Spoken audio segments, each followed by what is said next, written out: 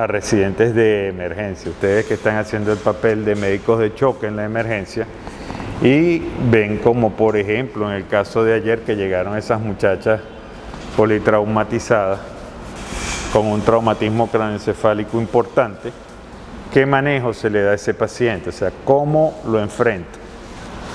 Acá en la zona no hay posgrado de neurocirugía. Los pacientes en la emergencia se los pelotean inicialmente entre residentes de cirugía y los de trauma, y al final termina siendo el residente que lo atiende el asistencial de trauma, porque hay posgrado donde yo trabajo, en Guayparo. Pero bueno, siempre tenemos esas herramientas que son todas estas cuestiones de telecomunicaciones que permiten una comunicación inmediata, y uno puede ver prácticamente al paciente y los estudios y todo lo demás en tiempo real. Y eso ha facilitado mucho las cosas. Por eso el manejo también ha cambiado. No es el mismo manejo que daba yo cuando era residente en el Uyapar en el año 88, 89, hace unos 34 años. Entonces yo tenía que hacer uso de otro tipo de herramientas que me permitían pues ayudar al paciente y que de alguna manera las cosas tuvieran la mejor evolución posible. Entonces para mí es muy frecuente un mensajito WhatsApp: Doc, ¿le puedo presentar un caso? Dale. No, por acá tenemos un paciente de tal edad, se cayó de un vehículo en movimiento, ya está recibiendo todo, tiene su hidratación, su oxígeno, su antibiótico, su dexametasona, tal. Entonces yo le digo: ¿está despierto el paciente? ¿Cómo está el paciente? ¿Cómo qué Glasgow tiene? Han oído hablar de la escala de Glasgow, ¿verdad? Ya me voy a quitar esto, porque creo que como ustedes son visuales, los residentes de medicina, todo médico cuando está el muchacho es visual, después se vuelve otras cosas. Pero todo lo que ustedes ven se lo aprenden. Entonces, la pregunta inmediata del neurocirujano, el que está viendo, ¿qué Glasgow tiene el paciente? Ustedes la conocen, la escala de Glasgow, por supuesto. Prácticamente todos, cuando yo les digo, me dicen, debe tener, porque lo vio yo, me imagino que tiene tanto. No lo hizo formalmente, pero la conoce. Entonces el pelo, más o menos, debe tener 8, 9, doctor. Déjeme verlo bien. Pero por ahí va la cosa. Sí tiene 8, 9. Y cuando lo examina, no, tiene un poquito más, tiene 10. Entonces eso vamos a hablar ahorita. Como toda presentación, empieza por la definición. ¿Qué es un trauma de cráneo? Hola. Una descarga de energía puntual e intensa contra la cabeza. Eso es un trauma de cráneo. No necesariamente tiene que ser un golpe. También puede ser una descarga eléctrica. Las van a ver. Si no las han visto, yo las he visto. Paciente que le hace un arco eléctrico que le entra por la cabeza y le abre un hueco. Un hueco que abre un hueco en el cráneo, en el cerebro, en todo. Y sale por la pata y ahí le vuela medio pie. Eso existe, pues. Entonces no necesariamente es un golpe. Está el niñito que lo agarran y le hacen así: cállate. El carito queda, y tú lo ves y está inmaculado, no tiene ningún golpe. Shake, lo llaman los gringos, o sea, agitado, un niño batido. Entonces, son los pacientes en los cuales ustedes ven incluso una tomografía normal y está gravemente afectado desde el punto de vista neurológico. Los niños hacen daño axonal difuso, una cantidad de conceptos que, bueno, ubicándonos en el teatro en el que estamos metidos, no vale la pena ponerse a explicar ese tipo de cosas, sino el qué hago con el paciente, cómo lo evalúo, cómo lo tipifico, cómo digo dónde está, es un traumatismo, de qué tipo, cuál es la severidad del trauma, llamo o no llamo para que lo vengan a ver, ¿verdad? Entonces, la cabeza, yo agarré esto, pues me pareció llamativo, porque se ve la cabezota y el cuello pequeñito, ¿verdad? Y la cintura, la unión cráneo-cervical y cervicotorácica son pequeñas para la magnitud de la cabeza. La cabeza tiene un peso aproximado, unos 10 kilogramos, un adulto.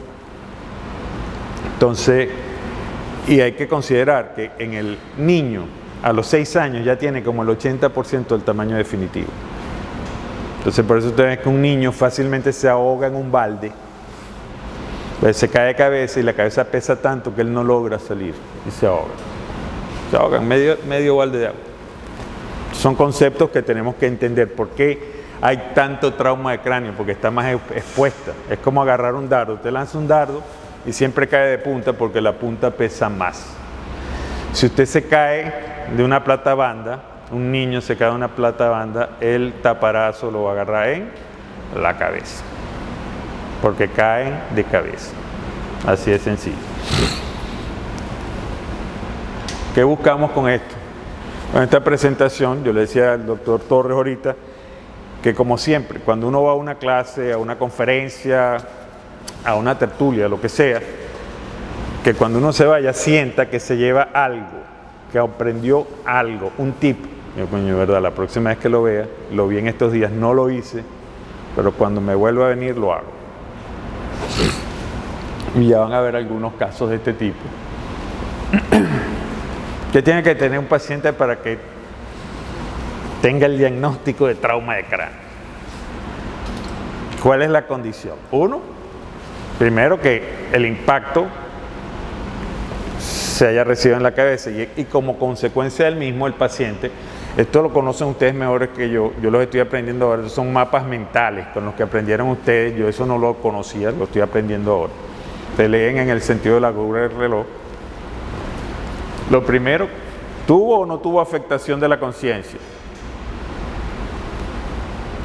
¿Hay algún signo neurológico que me llame la atención? Oye, ¿hay alguna herida? ¿Está sangrando en la cabeza? Algo que te diga, mira, aquí hubo un trauma en la cabeza y hay afectación y hay expresión clínica de eso. Pero el hombre llega tranquilo, no tiene nada, no tuvo pérdida de la conciencia. Bueno, ojo, señor, si se llega a sentir mal, vuelva. La parte fastidiosa, ¿verdad?, que es la epidemiología, pero es necesaria en todo conocimiento médico, porque eso es lo que le da relevancia al conocimiento médico.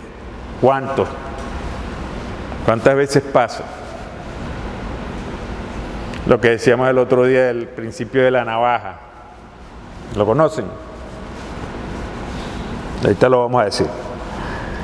La navaja de Occam es un principio filosófico, que es la forma que tiene que tener de pensar el médico. El cirujano lo desarrolla más, porque el conocimiento tiene que aplicarlo con más inmediatez, pero el clínico lo desarrolla mejor, o sea, de una manera un poquito más prolija, o sea, es más, interviene más al paciente, piensa más. Pero eso es lo que te hace decir, es que piensa primero lo más lógico, lo más frecuente, lo que ocurre más, que casi con seguridad eso es. Eso te dice a ti, es el principio aquel de la estampida. Si tú oyes una estampida que se acerca, no la estás viendo, pero la oyes, ¿en qué piensas? ¿En cebras? No, ¿verdad? Piensa primero en vaca. A lo mejor te atropellan un montón de cebras, no lo sabemos, pero lo más probable es que sean vacas. Entonces así es que hay que pensar, chicos. Piensen así y tendrán menos pacientes complicados. Se dice, ¿verdad?, que en la estadística global, en un país que tiene X número de habitantes, por cada 100.000, 200 sufrirán traumatismo de cráneos al año. Y por cada 200 que son leves, 20 serán moderados, 10 severos. Esto tiene una estadística tremenda. Más adelante la verán, sobre todo cuando se habla de severas. Y se habla de esto que viene acá, que es la mortalidad, en relación a la cifra global. Hay países que te declaran 19 muertes de 100.000, hay otros que tienen 75 y hay otros como Colombia que trata de llevar una estadística relativamente seria donde ellos hablan de unas 300 muertes por cada 100.000 producto de traumatismo de cráneo severo. Es decir, ahí la relevancia de conocer lo que ocurre, porque hay muchos muertos por esta causa. de los cuales decía un profesor mío, el doctor Criboy, la mitad eran evitables. Esto es lo práctico, lo que se debe manejar en la emergencia. Hay otras muchas clasificaciones del traumatismo de cráneo que tienen que ver con las características del trauma, si es abierto, si es cerrado, si tiene componentes trauma secundario, producto del edema, peroxidación lipídica, acidosis, bla, bla, bla, edema, etc. No, a ustedes les interesa esto porque ustedes están enfrentando al paciente cómo llega. Entonces, trauma leve es muy sencillo. Es el paciente que no tiene afectación del sensorio, no tiene déficit, no tiene herida o a veces tiene una pequeña herida puntiforme, algo irrelevante, ¿verdad? El gran paso entre leve y moderado es la afectación de la conciencia. El paciente refiere que tuvo pérdida de la conciencia, así haya sido breve. Ya ahí dio el salto. Moderado. Pérdida de la conciencia, moderado. Ya el manejo es otro. Moderado es observación. Observación, tomografía. El paciente tuvo pérdida de la conciencia, tienen que hacerle una tomografía. En condiciones ideales, ojo. Aquí estamos hablando de condiciones ideales. Aquí muchas veces los pacientes en los hospitales fallecen sin haberse hecho la tomografía. No sabemos de qué.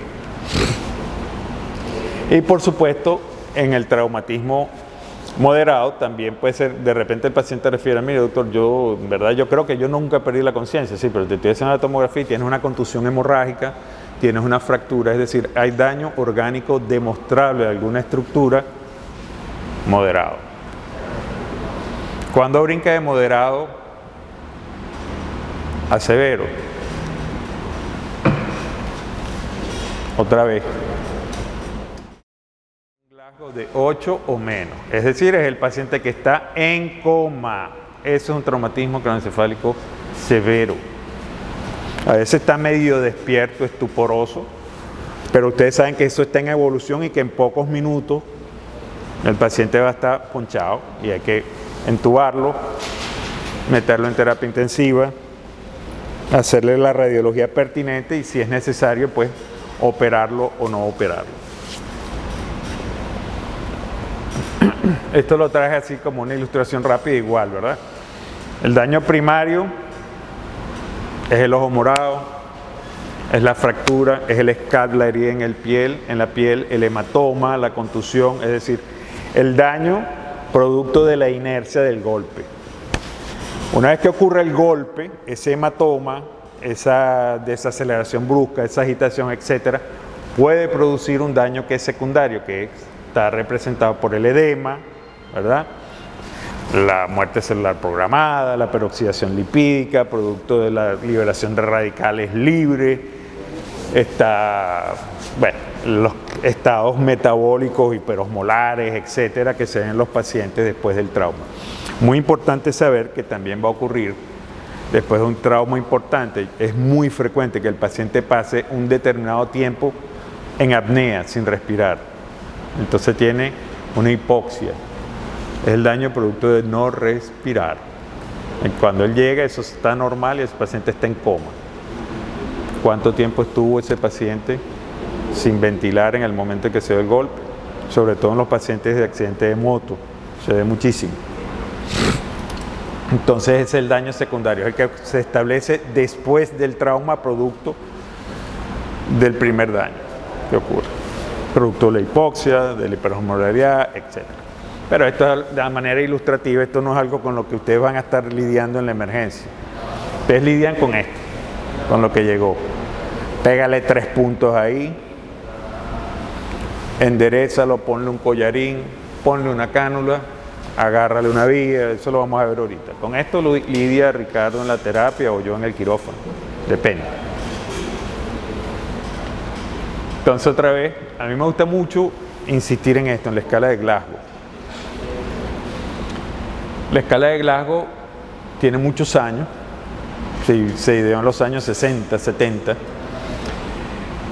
y a lo largo de los años han tratado de modificar a la gente tratando de adueñarse de algo que es genial. ¿Cuándo algo es genial? Esto es una vaina increíble. Porque usted va a China, donde la persona no tiene ni idea de lo que usted está diciendo, pero usted le pone a un médico GSC, que son las siglas en inglés, Glasgow Coma Scale, y pone 6, ese médico sabe qué usted está diciendo. Y le dice, pásalo rápido, vamos a entubarlo. Se lo dice en chino y usted también está entendiendo. Por eso mucha gente trata de apropiarse de esto. Pero ¿y quién hizo la... ¿Por qué se llama escala de Glasgow? ¿Por qué se llama así? ¿Qué es Glasgow? ¿Qué les dice a usted esa palabra? ¿Ah? Ajá. ¿Quién hizo la escala de Glasgow? A ver.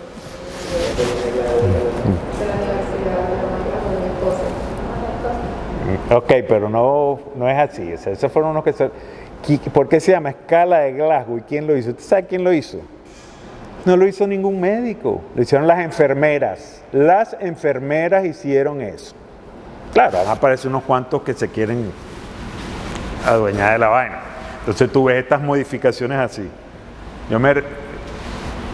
Vean la página, enfermero en Pollón. Se la dejé ahí porque imagínate el nombre de la página. Pero estaba genial, véanla. Espontánea, el ojo abierto. 3 en respuesta ocular, ¿verdad? Apertura ocular. Al llamado, al dolor, le está dando un puño, o se lo está apretando acá, y no hay respuesta. Y ahí las ven toditas, míralo. Mira la respuesta motora, perfecta, de corticación, deceleración C. ¿Cuál es el puntaje mínimo que puede tener un paciente con una... al cual estás evaluándole el Glasgow? 3 puntos. 3 puntos. Entonces aquí tú ves lo que la quieren... Mira, lo mínimo es 3 puntos, pero si un residente te llama y dice... Entonces la quieren modificar, modificada. Lo mínimo es 3 puntos, pero si te llama un residente y te dice que tiene uno y que corre. Hay una modificación interesante para que sepan, y esto se lo llevan. Mira, la escala de Glasgow, su valor mínimo es 3. Pero el doctor Milne nos contó allá que hay una modificación interesante sobre la escala de Glasgow que te habla de gravedad, que es la pupila. Si el paciente está anisocórico, le quitas 1, y si está midriático, le quitas otro, le puedes poner hasta 1. ¿Ves? Pero eso se dice entre gente que sabe lo que está diciendo, porque si no, de uno, coño, qué bárbaro, qué bárbaro. ¿No? Entonces, fíjate, la ponen así, entonces esto es un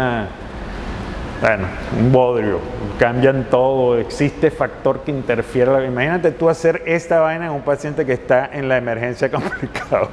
Es una locura. La verdadera es la que les hicieron ahí, y es esta. Esto es la escala de Glasgow, la que ustedes se saben, la que se las han machacado hasta que ya. ¿Cuál es la importancia? La importancia está aquí. Mira, en esta, aquí. En un paciente con 3 puntos, cabe esperar una buena evolución, una buena respuesta en el 4% de los pacientes. Es decir, son 96%, que ellos dicen 85%, pero más del 80% ponchado, que va a morir o va a quedar en un estado vegetativo persistente, que también se va a morir. Pues. A la larga es una muerte diferida. Sí, y el costo es bestial, o sea, las cifras son gigantescas. Entonces, bueno, después ellos les ponen, cuando la cuestión está, por ejemplo, en 4, ya aumenta a 6 la cantidad de los que evolucionan favorablemente, y a 67 cae con un solo punto. Todavía el paciente pudiera ser recuperable si se maneja adecuadamente. Y así va subiendo hasta que tú tienes un paciente que tiene 8 o más, el 60% se van para su casa y aquí no ha pasado nada. Algunos se ponchan porque eso es impredecible, ¿verdad? El traumatismo de cráneo puede evolucionar en cualquier sentido, en cualquier momento. Entonces, bueno, evalúa, ¿verdad? Las 3 respuestas: respuesta ocular, verbal y motora. Yo insisto mucho siempre en que vean estas cosas. Cuando ustedes tienen acá en la respuesta motora, la respuesta de flexión o de corticación y la respuesta de descerebración o extensión. ¿Qué diferencia hay entre descerebración y decorticación? ¿Por qué eso? ¿Se la saben? No importa, pero ahora se la van a saber. El doctor,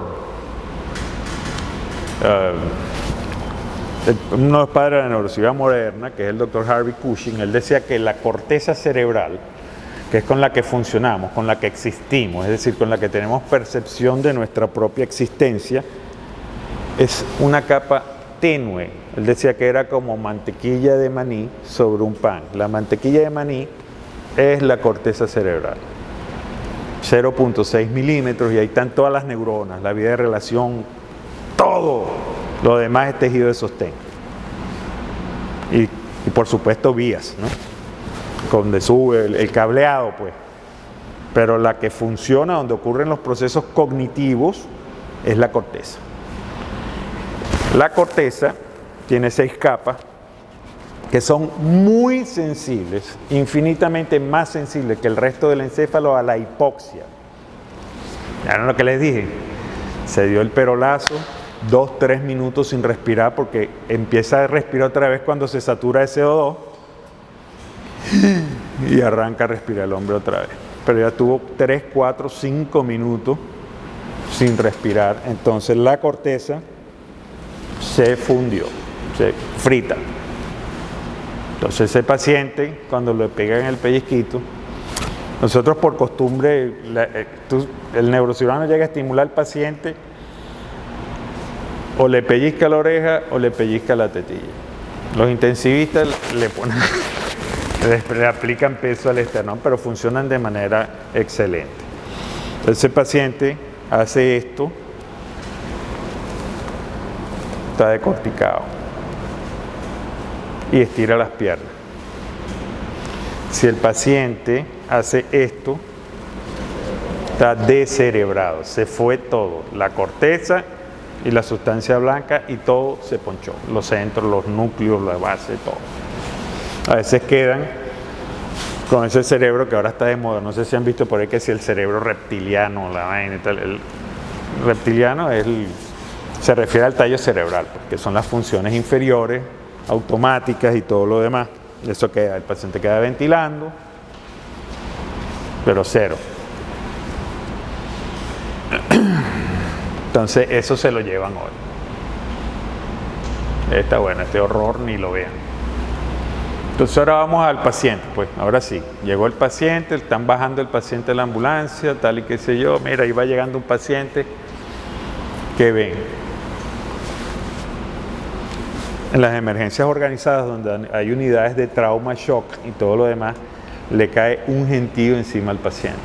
Y todo lo que se debe hacer, se hace. Es como cuando ustedes han visto la Fórmula 1, que le cambian los cauchos, el aceite, la gasolina, la llenan, todo. Si hay que reparar algo, no debe durar más de 30 segundos el carro, y creo que menos. Así hacen ellos. Ellos tienen entrenamientos con reloj. Pero el paciente llegó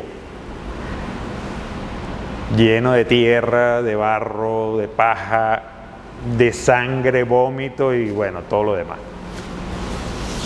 Llegó el paciente, lo primero que hay que ver es el estado general. Oye, el paciente viene sentado en la camilla diciéndole a la esposa, ya va, que ya me veo, o viene el tipo con un ambú puesto y...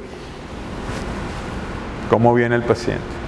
¿Verdad? ¿Cuál es su estado general? ¿Viene en condiciones graves, leves, moderadas? Eso, con ver al paciente entrar ya ustedes lo saben. Lo primero, mira, desvisten al paciente, medio límpienlo para que vean al paciente, para que lo puedan ver debajo de todo eso que trae. Nosotros por cuestiones de, bueno, no sé, de economía quizás, yo siempre veo que están soltándole el pantalón, jalándoselo para sacárselo.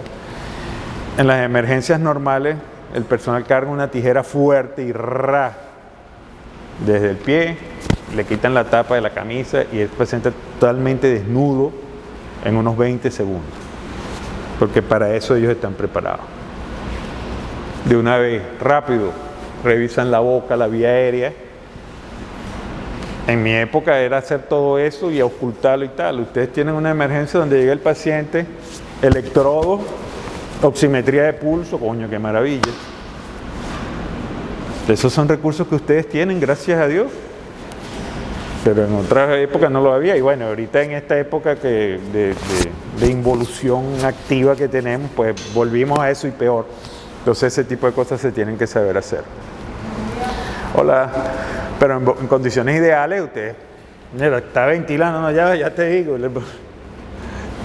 Sí, tiene 98, 96, está de machete. Está ventilando. Y ahí mismo en el perolito ves también la actividad cardíaca de alguna manera, pues de manera indirecta. Entonces tiene manera de monitorizarlo. Pero lo evalúan, ven si hay sangramiento, si hay otras lesiones, el abdomen, tórax. Es el paciente politraumatizado en general y se van a la cabeza. ¿Qué ocurre en esta evaluación? Claro, como les dije, pues los signos vitales, o sea, es estabilizar al paciente, estabilizarlo. Tensión, frecuencia cardíaca, oximetría, etc. Una vez que lo tienen estabilizado, entonces sí se van a su examen neurológico. ¿Qué evalúa el Glasgow? Ya lo dijimos, el estado de conciencia del paciente. ¿Está consciente, orientado, despierto? ¿O es un paciente que está ponchado, que no responde a nada, bueno, pero se mueve, que responde al dolor, que etcétera, ¿no? Examen físico. Los más chismosos en el trauma de cráneo son los nervios craneales. ¿Qué es lo primero que ustedes evalúan a continuación? La pupila. Porque es un trauma de cráneo. La pupila y los movimientos conjugados. Si tienen un ojo para acá y otro para allá, algo está pasando. A veces tienen el ojo para allá, ¿verdad? La parte motora, si mueve o no mueve alguna parte del cuerpo, si es capaz de hacerlo, si refiere que no siente algo. Y los signos clásicos de liberación, que son más referidos al trauma raquimedular, como por ejemplo, el paciente que llega con una erección, con un collarín vuelto leña que tiene. Una lesión medular. Tiene una lesión medular. Y eso es un signo de liberación. Liberación, ¿por qué? Porque está liberado esto de la parte distal. Se cortó la vía que ejerce el control. Y entonces él está funcionando solo, en un arco que entra y se devuelve a nivel medular. Ese es uno de tantos.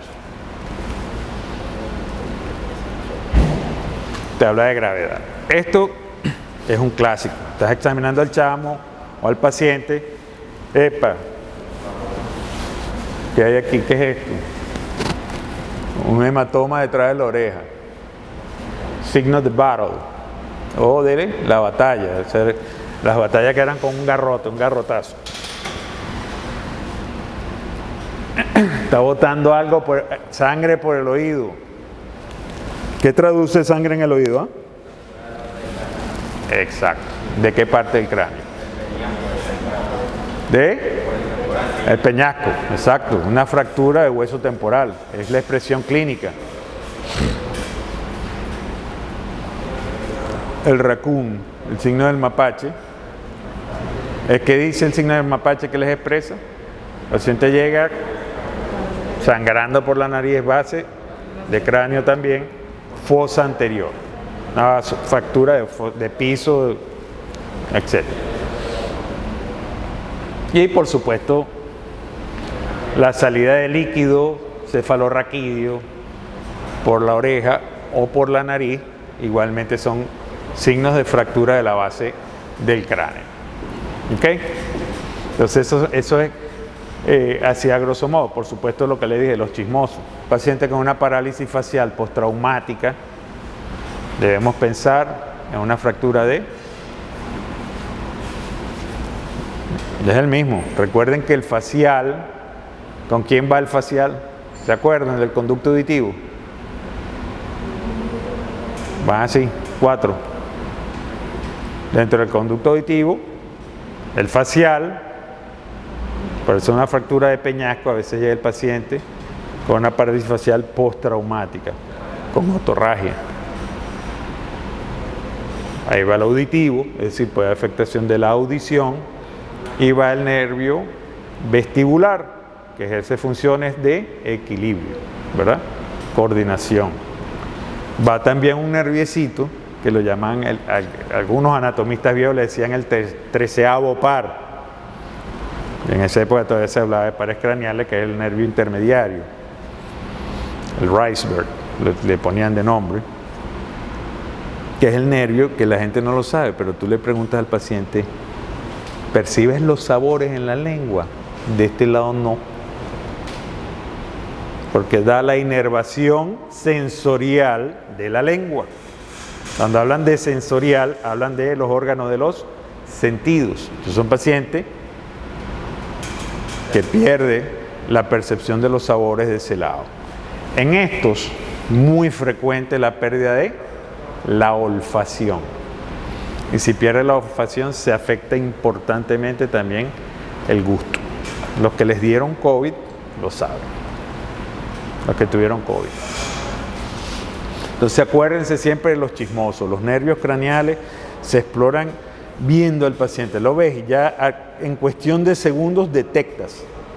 El paciente tiene un tercer nervio. El paciente de aquí. ¿Quién lo vio? ¿Quién se lo caló anoche? Claro, el estudio de rigor. Pídele una placa. Pídele una placa, radiografía, una fractura. En verdad, si uno pudiera escoger, el estudio es la tomografía, muchachos. No es la resonancia, no es la radiografía, es la tomografía. La tomografía se hace más rápido que una radiografía. Y da una cantidad de información valiosísima. En la resonancia magnética es difícil ver la sangre en agudo, a menos que sea un hematoma. Pero un paciente con una hemorragia subaracnoidea postraumática, que es grave, no se ve en la resonancia magnética. Aquí tuvimos oportunidad de verificarlo en la época en que aquí hubo mucho auge económico y todas las clínicas aquí llegaron a tener 13 clínicas tomógrafo, 13, y 6 llegaron a tener resonadores también. A veces tenían malo el resonador, el tomógrafo, o estaba en mantenimiento, se había dañado el tubo, etcétera. Y entonces, mira, no le podemos hacer tomografía porque está malo, le hicimos una resonancia. Y no se veía nada. Y el paciente ponchado, ¿verdad? Y es porque la tomografía en el trauma agudo, en el trauma de cráneo, en el momento, aporta mejor información.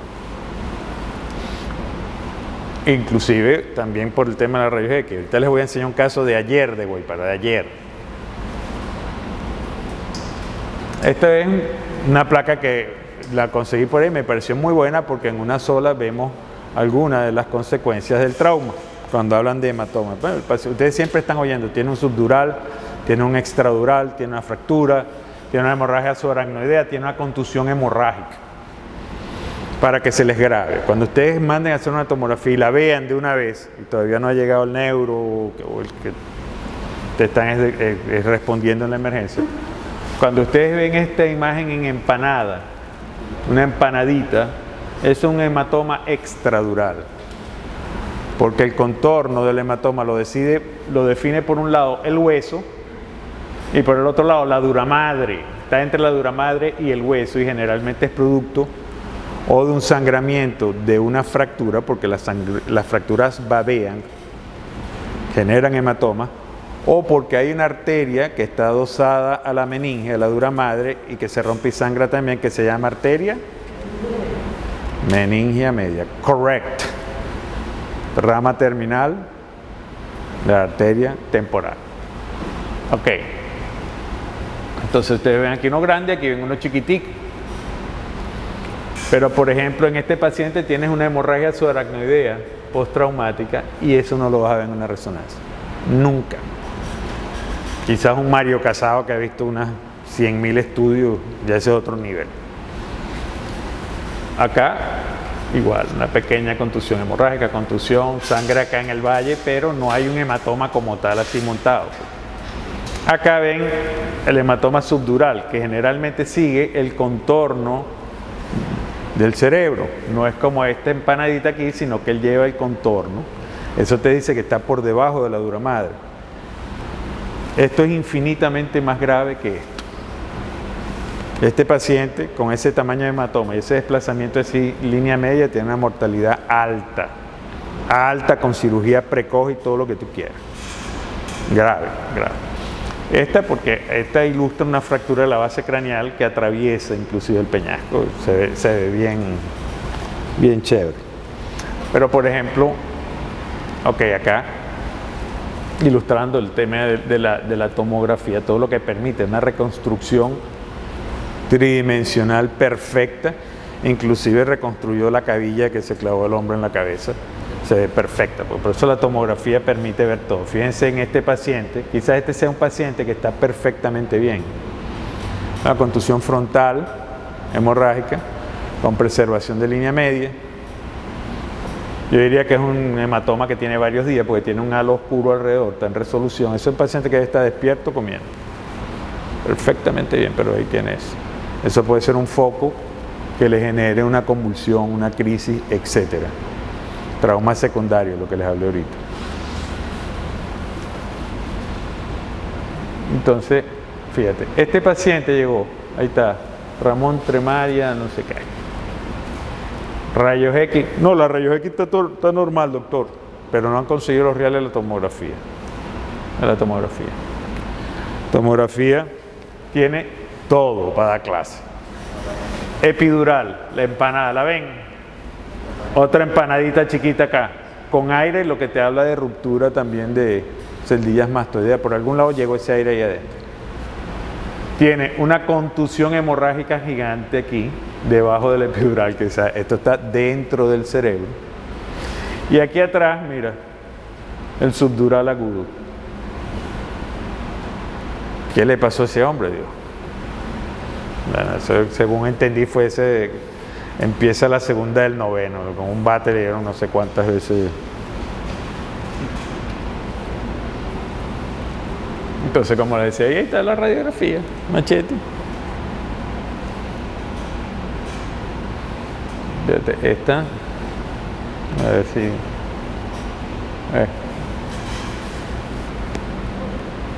de aquel lado, allá abajo, temporal, por todos lados. Tremendo hematoma alrededor por fuera, que es el subgaleal, sin embargo, sin fractura. Entonces, bueno, llegaron al paciente, garantizan que tenga una vía aérea permeable, si fuera necesario, por la mala condición del paciente, su intubación, hacerlo. Vía periférica, su equipo de enfermeras, que son una fiera, Yelco 14 de los dos lados, eso es eficiente. Pero si están preparados y el paciente está complicado, está chocado, etcétera, tienen que estar preparados para eso. Hacerle una vía, una línea central que permite una reposición rápida de la volemia si el hombre se desangró. Y bueno, una vez que tienen ya estabilizando, controlar este tipo de cosas. Lo que les decía ahorita, el sangramiento. Ustedes reciben un paciente en la emergencia con un scalp.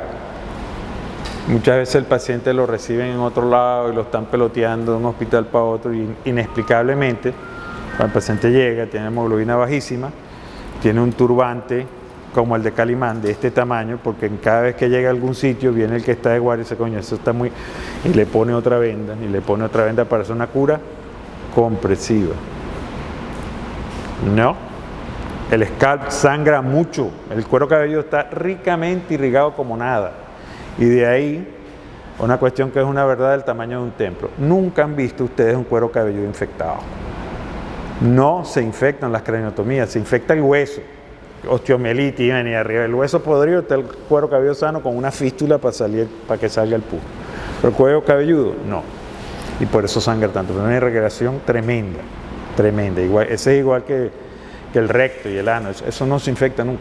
Sí, igual que la episiotomía no se infecta. No, eso, ahí llega el antibiótico machete, eso no, nunca, pero sangra. Yo he visto pacientes que llegan con una herida por arma de fuego en cráneo. Una herida por arma de fuego es algo devastador. Yo digo que se han vuelto tan eficientes las armas de fuego que el que agarra un tiro en la cabeza muere en el sitio. Porque antes yo operaba una semanal en el hospital y ahorita ves una que llegue vivo allá y tú lo puedas operar en la cuaresma, cada 3 meses. Pero llega el paciente con un chorro, le ponen una gasa, dame una venda, Ahora quitas la venda, el vendaje pesa 1 kilo, es decir, tiene 1 litro y pico de sangre el vendaje, más medio litro en la camilla, más debajo de la camilla en el piso medio litro más. Cuando eso llega, muchachos, dame un nylon, el que sea, grueso, y le hacen un punto en cruz y aprietan eso. Ahí le ponen una bandita, si quieren, una curita y ya. Pero contienen, pues no, es que se le va, siempre, claro, son racionamientos lógicos, pero no necesariamente ciertos. Es que se le va a formar el hematoma adentro y lo va a matar. Es preferible que la sangre salga. Si se sale toda la sangre, ¿no se va a morir también? También se va a morir, ¿verdad? Entonces jueguense el tema del hematoma y cierren ese grifo. Ya, ciérrenlo. Y que el hematoma sea rollo del neurocirujano cuando él llegue. Pero yo los he visto, pues he visto el paciente que 2 litros de sangre, o sea, por un huequito.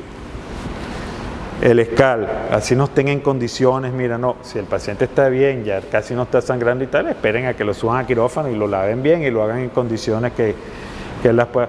Pero si están en unas condiciones que hay mucho sangramiento, mira, medio rasuren ahí y puntos de espesor total, todo el cuero cabelludo, no que en 3 planos, no, 1 solo, aguja grande, separado, 4 o 5 puntos. Y a veces yo he visto después al paciente y le dejo los puntos, no se los quito. No, que vamos a resuturarlo, a subirlo al quirófano, eso para cobrar. Si el paciente ya está compensado, no está sangrando y está bien afrontada, aunque sean 5 o 6 puntos feos, déjale eso. ¿Por qué lo vas a hacer sufrir más? Eso va a pegar. ¿Quién ha visto una dehiscencia en cuero cabelludo? Tampoco. Coño, yo tengo 25 años de neurocirujano más los 6 de posgrado. Y no los he visto, todavía no me ha tocado. Reponer la volemia, que el paciente esté hidratado, si es pertinente y el paciente todavía no se ha logrado hacer el estudio, está en guayparo, está somnoliento, no está focalizado, es un niño, póngale diurético. Su furosemida, el niño y tal, eso lo ayuda. Barra un poquito de volumen y disminuye un poco la presión intracraneal sin hacerlo de manera abrupta, como pudiera hacerlo el manitol o cualquier cosa de esa, que puede promover el crecimiento de un hematoma intracraneal, etcétera, por no saber, pues, ¿no? El uso de anticonvulsivantes.